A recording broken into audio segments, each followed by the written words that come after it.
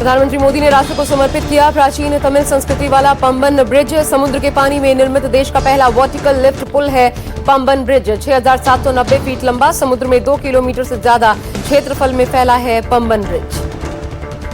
रामनवमी पर पीएम मोदी ने रामेश्वरम के रामनाथ स्वामी मंदिर में पूजा अर्चना की। पीएम मोदी ने पूजा अर्चना करने के बाद आशीर्वाद लिया। रामेश्वरम में पंबन पुल का उद्घाटन करने के बाद पीएम ने जनसभा को भी संबोधित किया। पीएम ने कहा, तमिलनाडु का इंफ्रास्ट्रक्चर भारत सरकार की प्रायोरिटी है। यहाँ का रेलवे बजट 7 गुना बड़ा है। इसके बावजूद कुछ लोगों को बिना कारण रोते रहने की आदत है, वो रोते रहते हैं। देश भर में आज रामनवमी की धूम। अयोध्या में रामलला का सूर्य तिलक हुआ। ललाट पर 4 मिनट तक रही सूर्य की किरण। दर्शन के लिए उमड़े श्रद्धालु। रामनवमी पर यूपी के मुख्यमंत्री योगी आदित्यनाथ ने गोरखपुर के गोरक्षनाथ मंदिर में कन्या पूजन किया। सीएम ने कन्याओं को श्रृंगार की वस्तुएं भेंट करके भोजन कराया। दिल्ली के शालीमार बाग के पास सर्वोदय कन्या विद्यालय में कन्या पूजन कार्यक्रम में शामिल हुई मुख्यमंत्री रेखा गुप्ता। मुख्यमंत्री रेखा गुप्ता ने कन्याओं को भोज करवाया। महाराष्ट्र के नागपुर में हिंदू संगठनों ने रामनवमी के अवसर पर शोभा यात्रा निकाली। जिस जगह दंगा हुआ था उसी इलाके में शोभा यात्रा निकाली गई। खास बात ये कि शोभा यात्रा पर मुस्लिम समुदाय के लोगों ने पुष्प वर्षा की। बंगाल के हावड़ा अंजनी पुत्र सेना के बाद वीएचपी ने निकाला रामनवमी जुलूस। बीजेपी नेता शुभेंदु अधिकारी शामिल हुए। नंदीग्राम में राम मंदिर की आधारशिला रखी जाएगी। बिहार में रामनवमी को लेकर प्रशासन की सख्ती। रामनवमी पर शस्त्र बैन। प्रशासन ने जब्त किए 231 डीजे। शोभा यात्रा को लेकर अलर्ट मोड में रहा प्रशासन। राहुल गांधी ने अपने सोशल मीडिया अकाउंट पर एक वीडियो जारी किया। वीडियो जारी करते हुए कहा, मैं कल बिहार आ रहा हूं और 7 अप्रैल को पलायन रोको नौकरी दो यात्रा में बेगूसराय में हिस्सा लूंगा।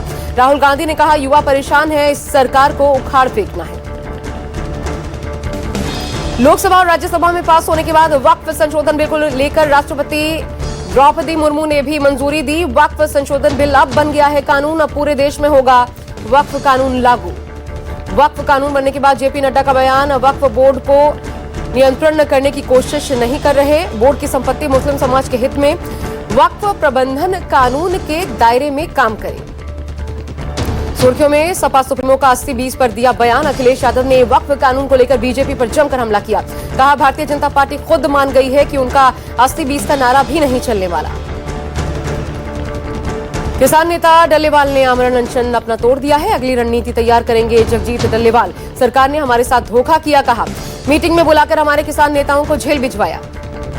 बीजेपी के 45वें स्थापना दिवस पर देश भर में कार्यक्रम का आयोजन। 1980 में स्थापित बीजेपी बनी देश की सबसे बड़ी राजनीतिक पार्टी। फिलहाल 15 राज्यों में बीजेपी के नेतृत्व की सरकारें, 21 राज्यों में एनडीए गठबंधन की सरकार।